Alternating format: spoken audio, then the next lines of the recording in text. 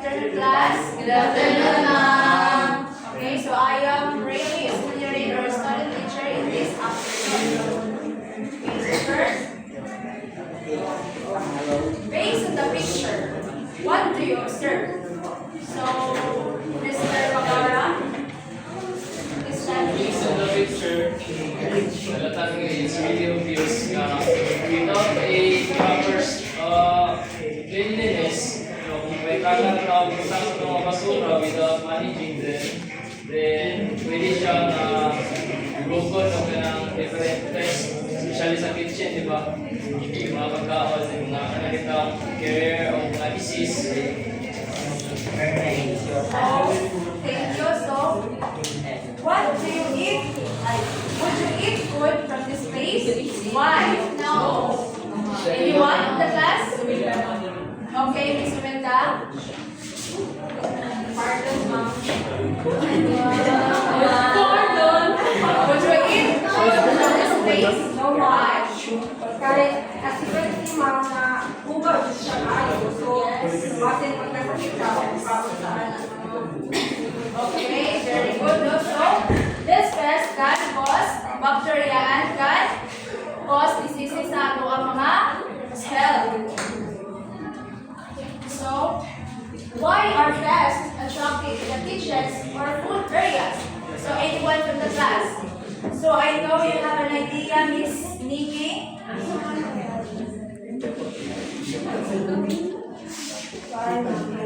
Ikaw lubong niyo.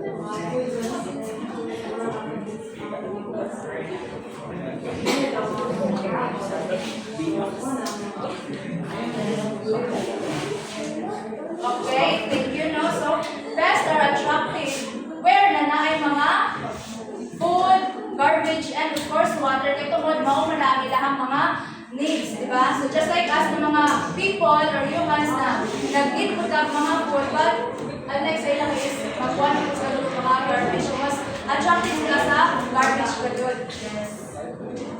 So next is, what will happen if pests are not controlled? So I know na nakaka-idea Miss Lisana.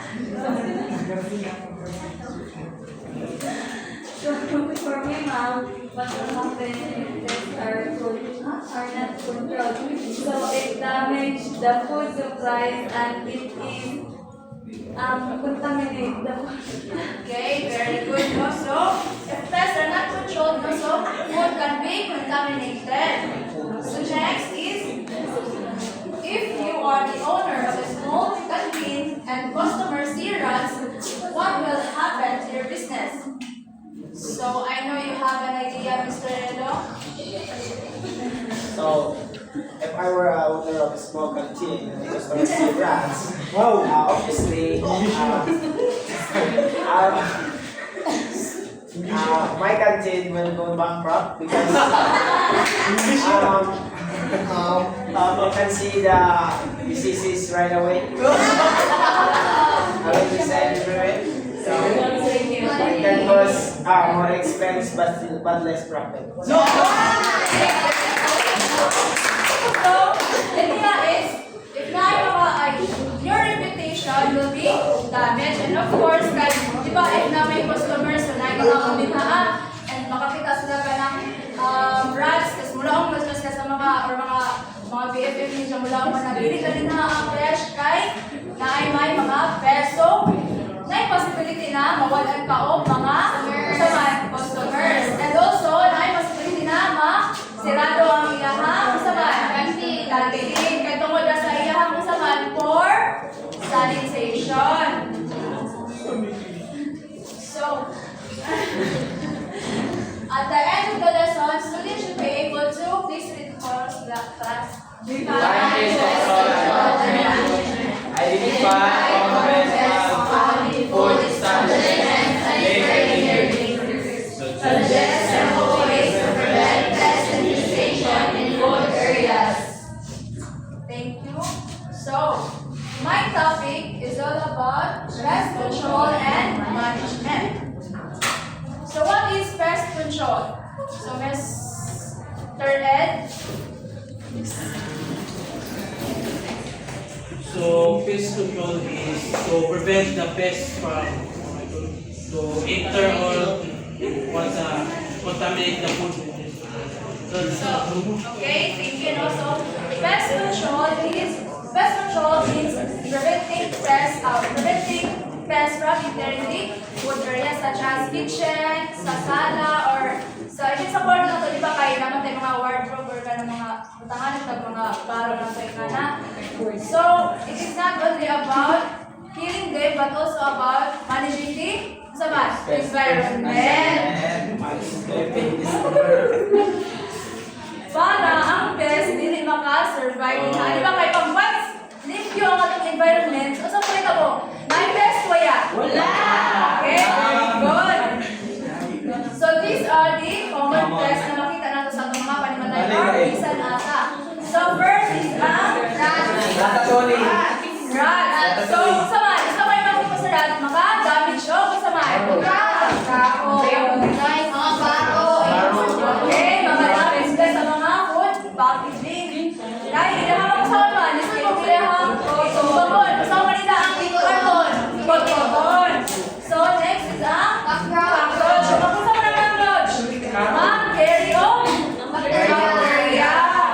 And mo, di ba niya ang parang karatang dirtiest insects, diba?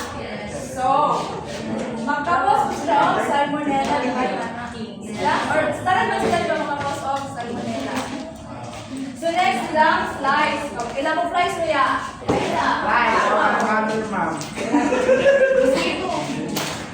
So ang flies is Langaw. transfer sila og germs na gikan sa garbage or sa mga tae paano sa atong pagkaon. So next is ang ants. So ang ants is attracted kasi sila sa mga seeds o uncover na mga food. So if kanina mga pests is naara sila mga pagkaon, so they can transfer harmful o sa mga microorganisms. So they can cause food contamination, food poisoning, food contamination, and diarrhea, and also other illnesses. So that is why pest control is directly connected to our public health. So why are pests dangerous? Of course, no, it can contaminate food, and also it can spread bacteria, causes diseases, and also damage your life. So how to prevent pest infestation? So please read. Clean the area daily. Dispose the garbage properly. Proper food. Shelter and home. Store food in closed containers. So, kinahanglan maganda ng mag-review ng mga hindi kay para wala mga usaban. Wala mga pest mo sa mga panimalay. And also, pati mga garbage na kung bilhin ka na to, kung improper ang atong pagka-qualita sa garbage, di ba kayo bubos lang mga usaban? Mga labong, mga ok-ok, tapos napay mga rats, di ba? Rats. Sa mga cover hole, sa kayo tubo ka na. Cover, karang mga wayag ipang cover na. So, cover food. And also sa mga food, so di ba kung namin mga buho-buho sa inyong mga panimalay, dahil nila sa inyong mga pertahan, kung namin mga pangating haso yun ito, para ma-prevent ang entry point sa mga pests. And of course, store food in closed containers. So, nakapay na sabdan? Yes, ma'am.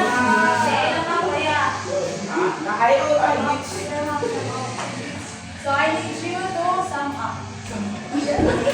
So, the sum up of that one, prevention of pest infestation. The right way to prevent pest and to prevent to avoid spoilage bali for safety food. So we must follow those steps, ma'am. Okay, very good.